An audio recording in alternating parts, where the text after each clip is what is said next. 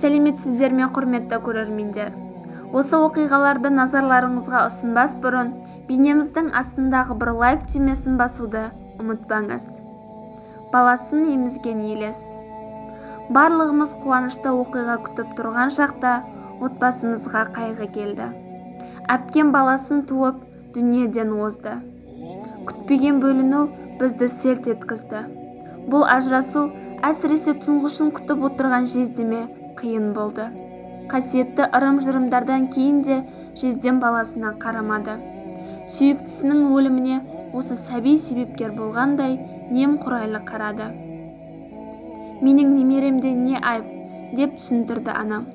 Бұл тағдыр қызымның маңдайына жазылған соң бас июден басқа амалымыз жоқ. Бірақ ешқандай жұбаныш жездеме әсер етпеді. Соның салдарынан анам Асылбекті үйге әкеліп, қызымнан қалған Асылбегім деп қарай бастады. Түнде Асылбек тынымсыз жылап шығатын еді.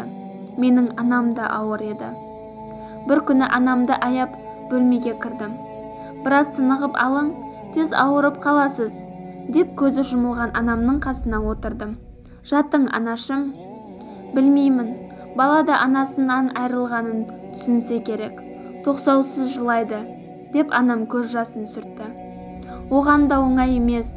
Есейгенде оны дүниеге әкеліп жатқанда анасының бұл дүниеден кеткені маңдайына жазылады. Анам балаға аяушылықпен қарап, ақырын еңкейді. Асылбек кенет үнсіз қалды. Орнымнан тұрып, оның төсегіне жақындадым. Сәби төбеге қарап жататын еді. Күтпеген жерден жарқ етіп сөніп қалды. Сәби әлі ұйықтамағандықтан шырақ жағып қойдым. Бөлменің шетінде жатқан анам шаршағандықтан ұйықтап қалды. Кенет есік ашылып, шамды жел сөндіріп тастады. Бір түрлі, түсініксіз, қорқыныш бүкіл денемді шарпыды. Мен бөлменің бұрышына барып, көзімді жұмып алдым. Осы кезде әлде бір елес пайда болғандай болды. Мен қорқып, көзімді аша алмадым. Алдымдағы көрпешені алып, үстіме жаптым. Неге екені белгісіз, сәби тыныш болып қалған еді. Бір жағынан жиеніме бірдеңе болады деген хадис те бар болды. Мен бұл күйде ұзақ тұра алмадым. Бөлмеде не болып жатқанын білуге деген ұмтылыс қорқыныштан басым болды. Көрпешенің бір жағын жайлап ашып, сәби жатқан жаққа қарадым. Бір әйелдің Асылбекті құшағына емізіп жатқанын өз көзіммен көрдім. Мен көрпешені тағы да үстіме тарттым. Қанша уақыт өткен есімде жоқ. Мен өзімді ұстадым да бөлмені қарап шықтым. Әйелдің елесі есікке қарай ақырын келе жатты. Әйел сыртқа шығып, бара жатқан есікті жауып еді, бірден шырқ жанды. Түнде болған оқиғадан қорыққан едім. Анам оянғанда бөлменің бір бұрышында отырғанымды көріп таң қалды. Амансың ба, Наргиза? Деді ол маған қарап. Менің түсім қалмады, қызым. Не болды? Сосын менің жауабымды күтпестен қобалжып орнынан тұрып, Асылбектің төсегіне жақындады. Сәбидің ұйықтап қалғанын көріп, жайбарақат тартып, маған қайта бұрылды.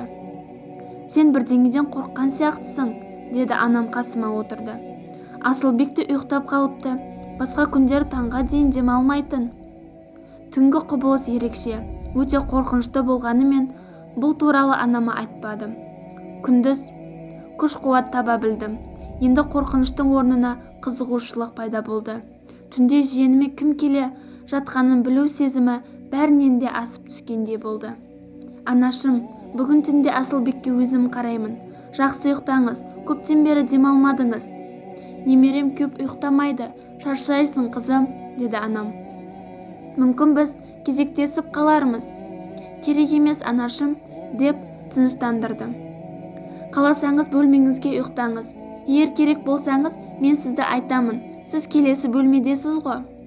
Я, жақсы, енді ұйықтап қалма, деп ескертті анам. Бала көп жыласа да жақсы емес, шаршайды. Анам сол күні бөлмесіне барып төсекке жатты. Қорқыныш күндіз сейілгенімен түн мені тағы да толқыта бастады. Асылбек төсегінде ілулі тұрған сылдырмақпен ойнап отырды. Ұзақ күттім. Өткен күндегі елестің ізі жоқ. ұйқы басым болып көзім жұмылды. Түн ортасында есік жабылған кезде оянып кеттім. Елес кетіп бара жатқан еді. Орнымнан тұрып Асылбектің төсегіне жақындадым. Бала әлі де оянып жатыпты. Оның көздері бір нәрсеге ризашылықпен жарқырап тұрды. Алдағы күндері де жиеніме мен қарайтын едім. Онымен бірге бөлмеде түнейтін болдым. Әрдайым ұйықтап қалатынмын. Түнгі елесті тек қана кетіп бара жатқанда ғана көретінмін. Ал менің қызығушылығым одан сайын арта түсті. Түнде жиенімді бақылаған әйелдің кім екенін білгім келгені сонша, бірақ бірдеңе біреуді айтуыма кедергі болатын еді. Сол күні ұйықтамаймын деп шештім. Күте бастадым. Таңда жақын ұйқы басым болды. Мен әлдебір елестен ояндым. Әйелдің есікті жауып кетіп бара жатқанын байқадым. Өзімнен күш тауып, орнымнан тұрып, есікті ашып, аулаға қарадым. Әйелдің елесі бақшаның етегіндегі тоғайға қарай кетіп бара жатыр еді. Мен бояу подъезге шықтым. Әлдебір күш мені жігерлендіре бастады. Мен подъезден түсейін деп жатқанымда әйел тоқтады. Мен де подъездің шетінде тұрдым. Әйел ақырын бұрылып, ешкім білмеуі керек дегендей сұқ саусағымен ерніне басты. Сонда ғана әйелдің түрін көрдім. Түнде жиеніме келген адам менің әпкем болатын. Бұл оқиғаға көп уақыт болды. Асылбек есейе бастағанда, дәлірек айтсақ, ас ішуді үйренгенде апамның рухы келмей қалды.